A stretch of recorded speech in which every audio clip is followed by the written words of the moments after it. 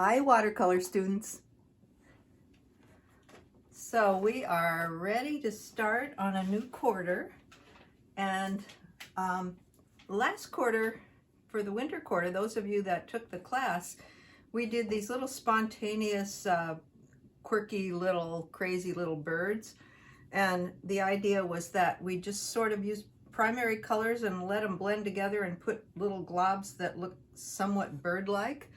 And then when they dried, we said, okay, how can I use a pen to add beaks and feathers, and sometimes this is kind of what they look like at first, and then is this going to be the beak and the tail, or is this going to be the beak and the tail here? So you can kind of look at it like clouds and say, what does that look like? So we're going to try something similar, but just to kind of warm up the quarter, and we're going to do some improvisational things where there's no drawing first, there's no reference, in two different types. The first one, I got the inspiration because it was recently my birthday, and this is a shirt that my husband got me. And I looked at that and I thought, ooh, that would be a nice watercolor to do. And apparently it was hand painted, so we're going to give it a try. So I think you guys will have fun with this, and it'll be relaxing, not too intimidating. So I'm going to grab a photo of what the shirt looked like, and you can kind of see that the flower blobs are sort of arranged in random order, and then dark stems were added. And I'm sure you could add leaves or do whatever you want, but we're not going to look at a reference and try and draw the flowers exactly. On the Google Classroom, I will post pictures or photographs of different types of flowers so you can kind of see different shapes and so on. But mostly you're just going to kind of let the paint do what it wants to do. We're going to use primary colors, and there's a video that I'll post again that I had last time for the new students to look at. And the primary colors are red, yellow, and blue, but they can go from a cool red to a very warm red, closer to orange. So your reds can be heading more toward violet or heading more toward orange, and the same with the blues. It can be heading more toward purple, like ultramarine, or toward green or turquoise, like cerulean or peacock. And the same with the yellows. The new gamboge is more orangey, and the lemon yellow is more greenish. So we'll see what happens. If you want to randomly wet your paper first, that would be fine too. I've sort of gotten my paper tilted a bit, so I might get a little bit of running if I do too much wetting of my paper, but maybe if I do the shape of the flower, then I can add color within that wet paint. So I have refurbished my palette and put fresh colors in, and I've sprayed so everything's nice and moist. And I have a couple of pens ready for when I do the stems. This is a waterproof Pitt artist pen.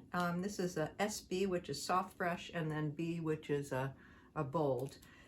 If you're brave enough, I think it would be fun to do regular India ink.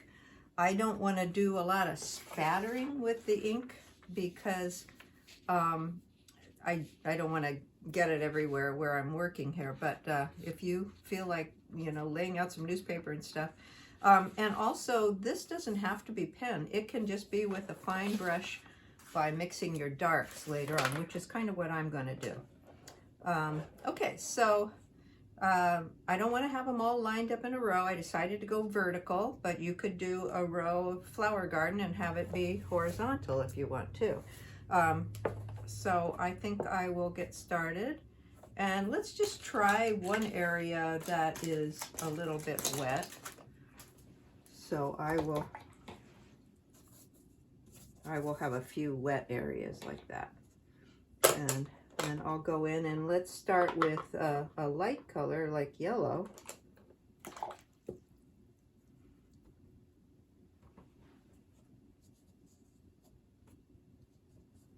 So wherever I haven't wet, I'll get a nice hard edge, and where it's wet, I'll get a more loose and soft edge.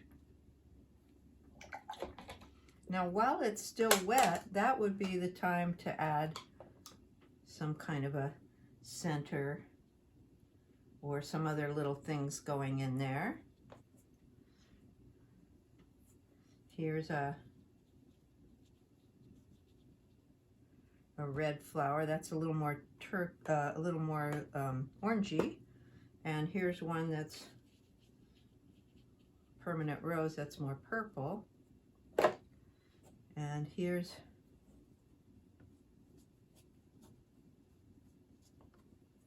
so I don't have a lot of preconceptions about what this is going to be. I've got my blues. This is a new blue that I got a couple of new blues. And one of them is,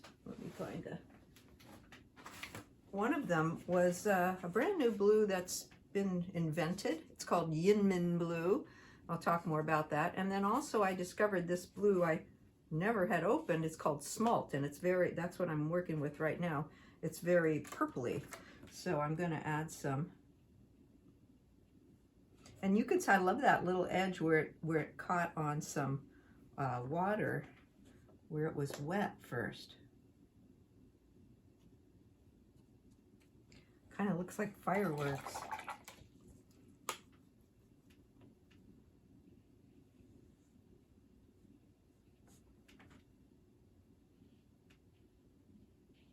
So after you study those photographs of all the different wildflowers and so on that I put on there, maybe it'll give you some more ideas so they don't all look the same.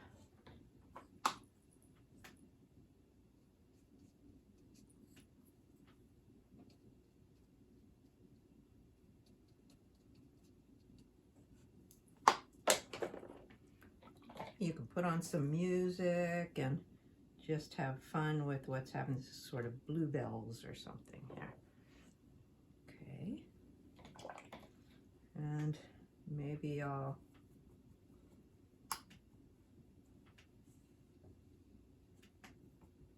here, this is peacock blue, which is very turquoisey.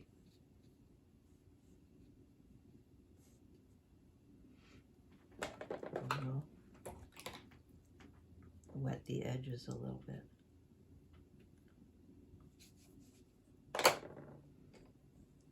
And I sort of have them spaced out pretty evenly, and I don't really like that actually.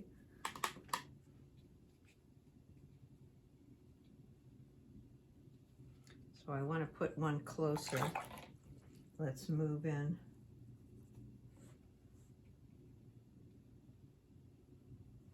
Okay. So to make my stems, I'm going to use, rather than the ink, I'm going to mix a dark. And some of you might remember the 4 colors I have in my palette, 4 pigments that are dark. Ultramarine blue is one,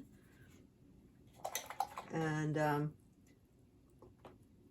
alizarin crimson, which is a very dark red, is another. And then phthalo green, and that will act as sort of it's really a dense green. It will act as kind of a complementary color to the red. And then burnt sienna. So those are, and I'll mix this right in here. Those are the 4 darks: burnt sienna, alizarin crimson, phthalo green, and ultramarine blue. So let's mix the phthalo. And then you don't want to use too much water either. And this is kind of watery. But so I've got that sort of neutral color by mixing those complementary colors. Or I've got ultramarine blue and burnt sienna. And that makes a nice black.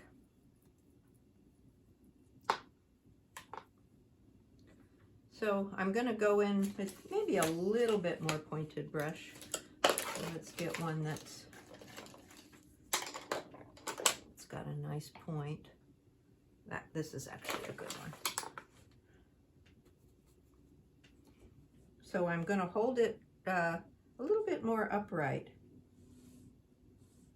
And I kind of like how it exploded into there, as you can see in some of these others. And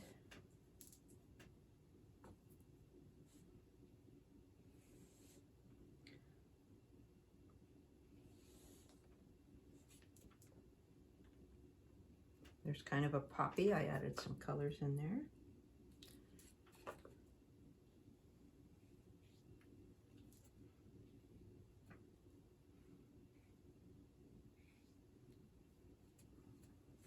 I think they all have stems now. And then it was fun that the original t-shirt had some spattering to show some different things that are going on there.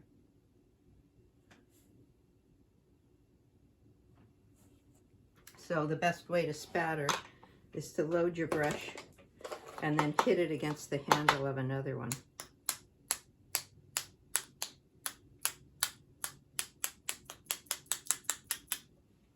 Okay, and then when it's dry, if you wanted to go in and add some more stuff, you can, but that's kind of how it is. I did this really fast. You can have, you can go a little slower, and then always add some more in. Like this blue right here it's kind of fading a little bit, so I might want to go in with some more cobalt and make it a little stronger. Okay, so there's that. I'm going to put this aside, and I will take a picture of that and share it on the Google Classroom.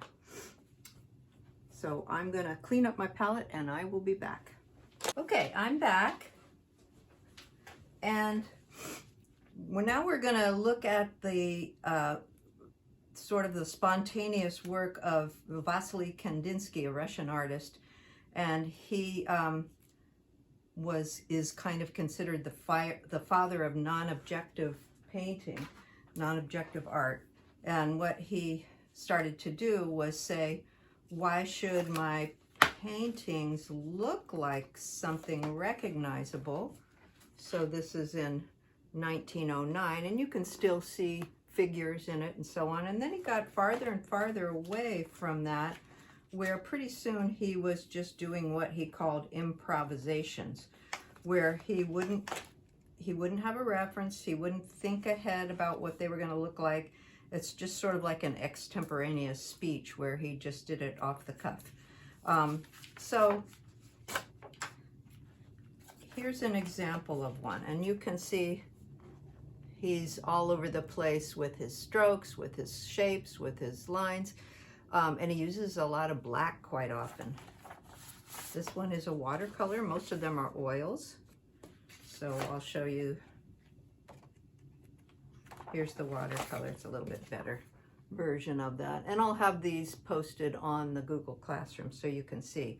So for your second improvisational piece, don't even have a subject. When we did the flowers, they aren't realistic, so they would be called abstract because you still see a subject matter. But if you no longer have a subject matter, quite often it's called abstract painting, but I like to refer to it as non-objective because there is no object, no subject really. And in his earlier improvisations, they were very organic, a lot of curvy lines. And then later on, he got much more geometric, which we'll work with next week. Okay, so what I've done is the first flower one I did was a half sheet, and now I'm going to use a quarter sheet, and I've got it all ready, and I'll go horizontal again. I've got my palette primaries out, and I think it would be fun to randomly wet the page in some areas. And I've sort of got dirty water, so you can kind of see where I've spontaneously wet it. I have no idea what this is going to be. It's like a doodle where you just work with it and see what happens. Try and think about maybe having a focal point and balance and repeating colors and so on. So again, I've got my primary colors out. I think I'll start with this very greenish blue, which is peacock blue. And when it hits, ooh, this is so fun. Look at that. Make your lines thin and thick. When it hits the water, it kind of bleeds out. So I want to repeat it, and I'm thinking a good place for focal point is 1/3 or 2/3 over. So let me add a little lemon yellow, and then I will get this brilliant green from the peacock blue. But I don't want the red to feel sad that it's left out, so we'll put some red in here, and where it meets the blue, it's going to turn a little bit purple. I think I'm ready to get a bigger brush here, but it won't be quite as purple as it when I use the cooler or the more purpley blues.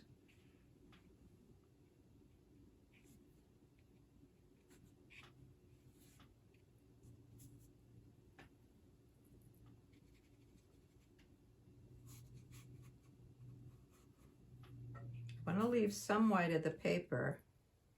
Now I'm starting to see a negative space that's happening here of white. It's an enclosed shape. I think I want to add a little more of the yellow. Maybe I'll go with the new gamboge yellow in here.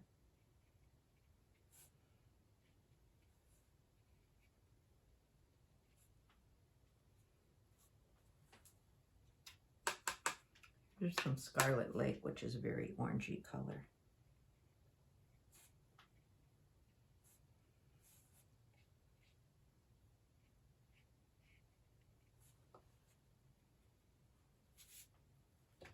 There's a dry brush. That's kind of nice.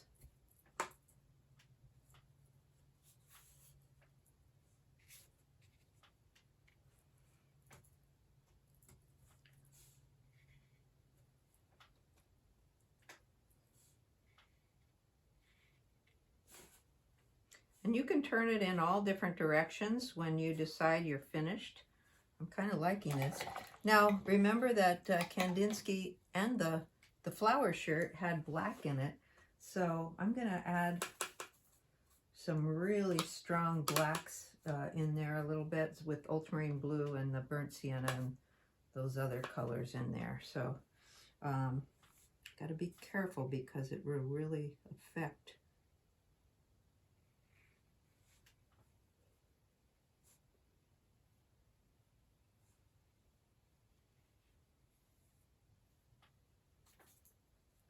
Now imagine that this is in the Museum of Modern Art, and it's a huge 6-foot by 8-foot canvas. And I would be famous for this.